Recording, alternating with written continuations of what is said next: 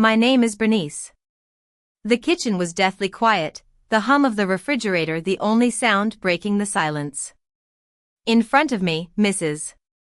Harper held out her hand, expecting me to hand over the house keys without a second thought. Ryan, my husband, shifted his weight nervously behind her. But in that moment, a strange calm washed over me, the kind that comes when you finally understand the situation and are ready to take control. I looked at Mrs.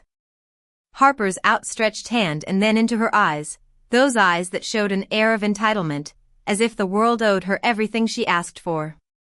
I smiled, not a polite or nervous smile, but a confident one, knowing I held the truth she was yet to grasp. I put down the dish towel I was holding and stood up straight. Mrs. Harper, I think there's been a misunderstanding, and I'd like to clear it up right now, I said, my voice steady and clear, surprising even myself. Ryan took a small step forward, like a man sensing he was losing control of the situation, and Mrs. Harper's hand remained outstretched, waiting patiently for her demand to be met. I let the silence linger for a moment, letting them both feel its weight. Then I began, this house is not Ryan's to offer, nor is it mine to share in the way you're imagining. This house was built by my parents, with years of hard work and countless sacrifices. My parents, Mr. and Mrs. Thompson, were salt of the earth people. My father was a hard-working mechanic. For 15 years, he rode his old, rickety bicycle to work, rain or shine, so he could save every penny to build this house. The bike was so old, it creaked with every pedal stroke. My mother, a schoolteacher, took on extra tutoring jobs in the evenings. She spent 10 years teaching in a rundown school, where the pay was low and the conditions were tough, all for the sake of this family's future. When I turned 27, they sat me down at the old oak dining table, the same one they bought at a farm auction when they first got married. My father handed me the key to the house, and simply said, "This is your home, Bernice. We built it with love for you." I burst into tears, realizing the magnitude of their sacrifice. I moved in with Ryan 8 months later. At first, our life here was a dream. We had cozy evenings by the fireplace, cooked meals together, and decorated the house for every holiday. Ryan was charming, funny, and always attentive. I told him all about my parents' struggles and the significance of this house to our family. He nodded and said he understood, and I believed him. That was my first big mistake. Slowly, things started to change. Ryan began to mention his mother, Mrs. Harper, more and more often. She needed a bigger place to live, her apartment was too far away from family, she wanted a room to stay in whenever she visited. At first, I thought these were just passing comments, but they kept piling up. One cold December evening, Ryan sat across from me at that same dining table. He told me he'd been thinking about converting the guest room and the study into rooms for his mother, his younger brother, and his brother's fiancée. 3 people, in a house that my parents had dedicated their lives to give me. I stared at him, expecting him to crack a joke, but he didn't. I asked him gently if he remembered whose house this was. He looked me in the eye and said, "What's yours is ours, Bernice." The words hung in the air like a dark cloud. I could tell he had rehearsed this, and it made me feel cold inside. 3 days later, Mrs. Harper arrived, 2 large suitcases in tow, as if she had already claimed her place in our home. She walked in without even a knock, strutting around the house like a real estate agent inspecting a property. She opened closets, peeked into rooms, and nodded with a smug look on her face that made my blood boil. Ryan stood behind her, looking a bit sheepish, as if he knew he had made a bad decision but was too far in to turn back. Then, in the kitchen, she launched into a well-rehearsed speech about family unity. "In our family, we stick together.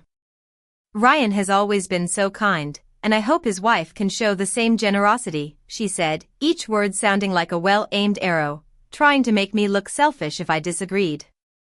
But now, in the present moment of the tense kitchen stand-off, I was ready to defend my parents' legacy.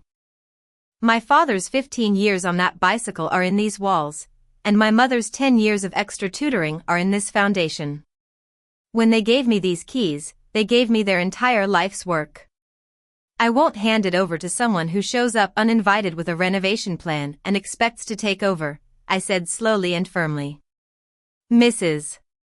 Harper's hand dropped suddenly, as if all the strength had left her body. Her confident expression disappeared, replaced by a look of shock. Ryan just said my name, like he didn't know what else to say. I turned to Ryan. I love you, and I meant every vow I made on our wedding day. But our love doesn't mean I'll give up the evidence of my parents' hard work. What's mine is ours, but what belongs to my parents is sacred. You've confused the two, and we need to sort it out right now. I walked over to the kitchen drawer, the third one from the right, where I kept the house documents. I pulled out the folder my father had carefully organized. Every page was in perfect order, just like he arranged everything in his life.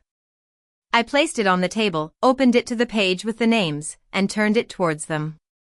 I pointed my finger at my name, the only one on the deed. Mrs. Harper stared at the document for a long time. Ryan's posture slumped, like a deflated balloon. I then told Mrs. Harper, you're welcome in my home as a guest. The guest rooms are for guests, and I have no ill will towards you. But the talk about keys, permanent rooms, and renovating this house is over.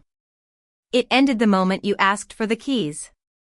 Surprisingly, she didn't leave in a fit of anger. She left with a sense of realization, like a person who had walked into a different room than they expected. Ryan drove her to his aunt's place across town. He came home 2 hours later and sat across from me. For almost 5 minutes, he was silent.